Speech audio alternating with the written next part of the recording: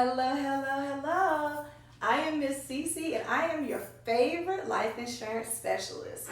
So what am I going to be sharing with you today? I'm going to be sharing me with you. So we're going to have like a story time. All right. So I was talking to my sister today and she said, CeeCee, you should share your story with your clients and your viewers so they'll really understand why you are so passionate about life insurance. All right, guys. In May of 2024, I was rushed to the emergency room and I had to have an emergency blood transfusion. Um, I was very close to death, and yeah, it was hard. It was eye opening. So I wasn't in the business yet. I had not gotten my license or anything like that yet. But once I got myself together, they patched me up pretty good. I'm gonna be honest with you. I just knew I was sick. I didn't know what was going on with me, but I didn't know I was that sick. So it goes to say, just like a blink of an eye, that's what they say, right? It can happen. It can happen to me. It can happen to you, anyone.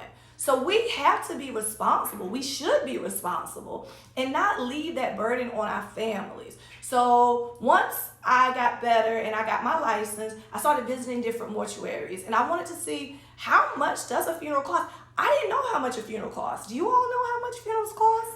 So I visited different mortuaries and the average funeral, just your regular standard burial, casket and all of that, you're looking at about 12 to 15,000, but the plot is not included. I did not know that. So I went and I visited a couple cemeteries because I wanted to know, well, how much is the real estate? So the real estate starts at around 5,000. It could go up, it could go a little bit down, but it's all depending on where you are buried and where your view is. I was like, view? Yes, if you want to be close to the water, overlooking the water, that's more expensive. If you want to be closer to the road, that's more expensive. And I was just like, whoa, like, I don't think I'll be able to see it. I mean, I don't know, but I don't think so.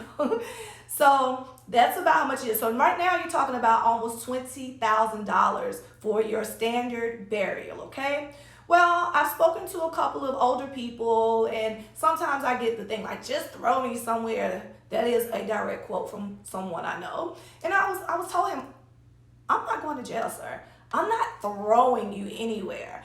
But I did do a little research so that I could give him some options because obviously he wanted like less frills and he wanted something more natural. So in South Carolina, we actually have a preserve and it is really nice. I went and visited it. I will probably put a video in of that one day soon. So I went to visit the preserve. The preserve, to be buried in the preserve, it's very natural. It's going to probably cost you around $5,000. If you would like a cremation is going to cost you, it can cost you about $1,200. So those are a lot of your options right there, okay? So I'm sharing all this to say, if I would have gone on to glory in May, because I was very close, I would have left my family not only devastated, but I would have left them in a financial hardship. They would have had to try to scrounge up money to bury me. During that time, they wouldn't even have the opportunity to grieve. And my God, if they would have did a GoFundMe for me, I would have had to come back and haunt them because that is so tacky. It really is.